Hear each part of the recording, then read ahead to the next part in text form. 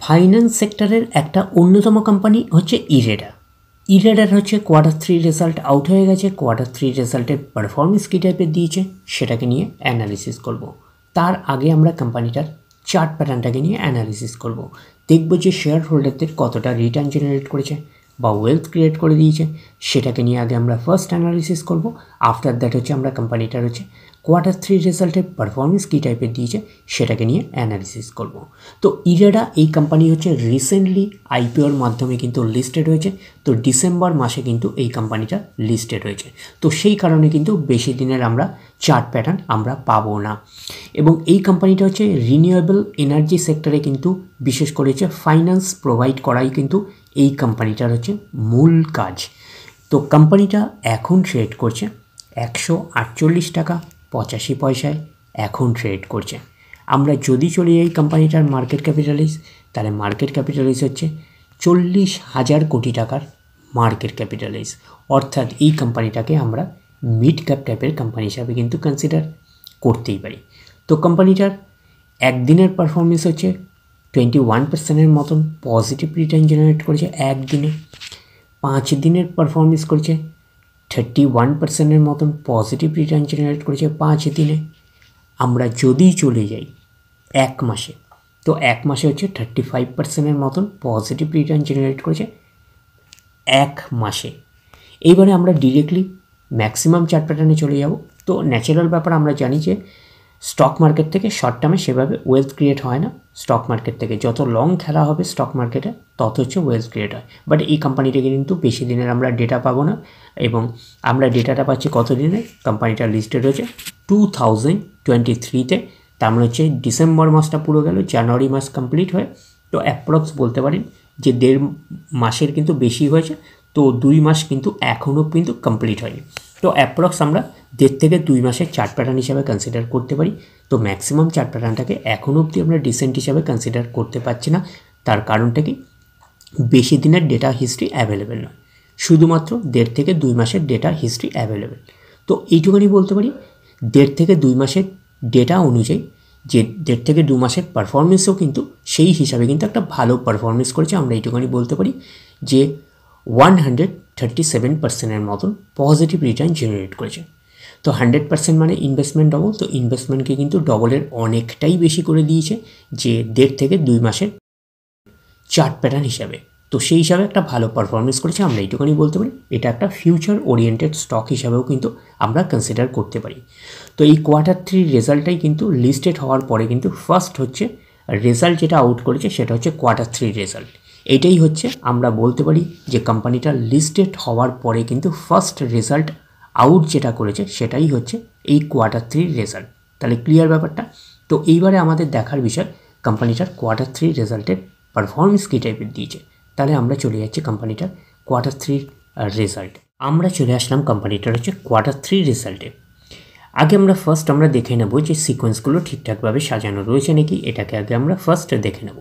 এটা হচ্ছে এই কোয়ার্টার, মিনস হচ্ছে Q3, এটা প্রিভিয়াস কোয়ার্টার, আর এটা হচ্ছে 1 বছর আগে। তাহলে সিকোয়েন্সগুলো ঠিকঠাকভাবে সাজানো রয়েছে আমরা এইটুখানি বলতে পারি। তো এইবারে আমরা দেখে নেব যে অ্যামাউন্টগুলো কিসে দিয়েছে। তো অ্যামাউন্টগুলো কিন্তু ল্যাক্সে দিয়েছে অ্যামাউন্টগুলো। এইবারে আমরা চলে যাব কোম্পানিটার হচ্ছে টোটাল ইনকামে। তো টোটাল ইনকামে যাওয়ার আগে একটু কী করবো, লার্জ করে অ্যাডজাস্ট করে নেবো, তাহলে আপনাদের কাছে ব্যাপারটা আরও ভিজিবল হবে। তো এইবারে আমরা চলে আসলাম কোম্পানিটার হচ্ছে টোটাল ইনকামে। তাহলে কি পাচ্ছি, এই কোয়ার্টার মিস হচ্ছে Q3-তে 1,25,319। প্রিভিয়াস কোয়ার্টারে ছিল 1,17,695 এবং 1 বছর আগে ছিল 86,897। তাহলে আমরা বলবো 1 বছর আগের 86,897টা এখন কত হয়ে গেছে, 1,85,319। তাহলে আমরা বলবো ইয়ার অন ইয়ার বেসিস কিন্তু ম্যাসিভ জাম্প রয়েছে, আমরা এইটুকুনি বলতে পারি টোটাল ইনকামে। প্রিভিয়াস কোয়ার্টারে ছিল কত, 1,17,695, সেটা হয়ে গেল এই কোয়ার্টার, মিনস হচ্ছে Q3-তে হয়ে গেল 1,25,319। তাহলে আমরা বলবো কোয়ার্টার অন কোয়ার্টার বেসিসে কিন্তু ম্যাসিভ জাম্প রয়েছে টোটাল ইনকামে। তো ন্যাচারাল ব্যাপার আমরা জানি যে ইনকাম করতে গেলে কোম্পানিকে এক্সপেন্সেস করতেই হবে। তো এখন দেখার বিষয়ে কোম্পানিটা ইনকাম করতে গিয়ে কতটা এক্সপেন্সেস করেছে। তাহলে আমরা চলে আসলাম টোটাল এক্সপেন্সেসে। এই কোয়ার্টার মিস হচ্ছে কোয়ার্টার থ্রিতে 86,705, প্রিভিয়াস কোয়ার্টারে ছিল 79,707 এবং এক বছর আগে ছিল কত 63,427। তাহলে এক বছর আগের 63,427টা এখন কত হয়ে গেছে 86,705। তাহলে আমরা বলবো ইয়ার অন ইয়ার বেসিস কিন্তু জাম্প রয়েছে টোটাল এক্সপেন্সেসে।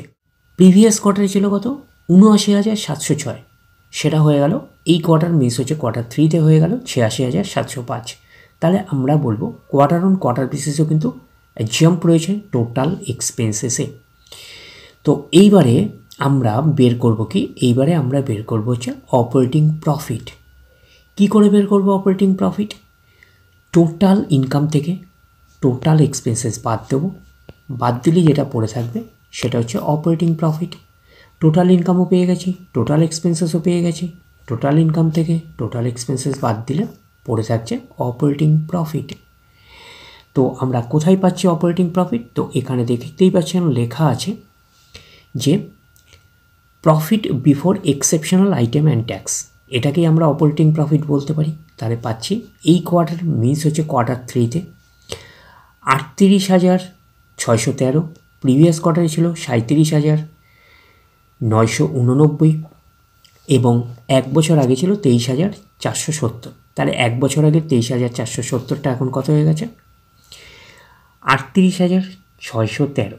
তাহলে আমরা বলবো ইয়ার অন ইয়ার বেসিস কিন্তু জাম্প রয়েছে, আমরা এইটুখানি বলতে পারি অপারেটিং প্রফিটে। প্রিভিয়াস কোয়ার্টারই ছিল কত 37,989, সেটা হয়ে গেল এই কোয়ার্টার মিস হচ্ছে কোয়ার্টার থ্রিতে হয়ে গেল 38,613। তাহলে আমরা বলবো কোয়ার্টার অন কোয়ার্টার বেসিসও কিন্তু জাম্প রয়েছে অপারেটিং প্রফিটে। তো অপারেটিং প্রফিটটাই নিশ্চয়ই কোম্পানির মেন প্রফিট নয়। তারপরে যদি বিভিন্ন অ্যাডজাস্টমেন্ট যদি থাকে সেগুলো প্লাস মাইনাস হবে, গভর্নমেন্টকে ট্যাক্স পে করতে হবে, গভর্নমেন্টকে ট্যাক্স পে করার পরে কোম্পানির কাছে যেটা পড়ে থাকবে সেটা কোম্পানির ফাইনাল প্রফিট বা নেট প্রফিট হিসাবে আমরা কনসিডার করতেই পারি। তাহলে পাচ্ছি প্রফিট ফর দ্য পিরিয়ড, এটাকেই নেট প্রফিট বলতে পারি, এটাকেই ফাইনাল প্রফিট বলতে পারি। তাহলে আমরা কি পাচ্ছি এই কোয়ার্টার মিস হচ্ছে কোয়ার্টার থ্রি, কোয়ার্টার থ্রিতে আছে 33,553 এবং প্রিভিয়াস কোয়ার্টারে ছিল কত 28,473 এবং এক বছর আগে ছিল কত 20,074। তাহলে এক বছর আগের 20,074টা এখন কত হয়ে গেছে 33,553। তাহলে আমরা বলবো ইয়ার অন ইয়ার বেসিস কিন্তু জাম্প রয়েছে নেট প্রফিটে। প্রিভিয়াস কোয়ার্টারে ছিল কত 28,473, সেটা হয়ে গেল এই কোয়ার্টার মিস হচ্ছে কোয়ার্টার থ্রিতে হয়ে গেল 33,553। তাহলে আমরা বলবো কোয়ার্টার অন কোয়ার্টার বেসিস কিন্তু জাম্প রয়েছে নেট প্রফিটে। এইবারে আমরা চলে যাব কোম্পানিটার হচ্ছে ইপিএসে অর্থাৎ আর্নিং পার শেয়ারে। তাহলে আমরা চলে আসলাম কোম্পানিটার হচ্ছে ইপিএসে অর্থাৎ আর্নিং পার শেয়ারে। এই কোয়ার্টার মিস হচ্ছে কোয়ার্টার থ্রিতে 1.38, প্রিভিয়াস কোয়ার্টারে ছিল কত 1.25 এবং এক বছর আগে ছিল 0.88। এক বছর আগে 0.88টা এখন কত হয়ে গেছে 1.38। তাহলে আমরা বলবো ইয়ার অন ইয়ার বেসিস কিন্তু জাম্প রয়েছে ইপিএসে অর্থাৎ আর্নিং পার শেয়ারে। প্রিভিয়াস কোয়ার্টারে ছিল কত 1.25, সেটা হয়ে গেল এই কোয়ার্টার মিস হয়েছে কোয়ার্টার থ্রিতে হয়ে গেল 1.38।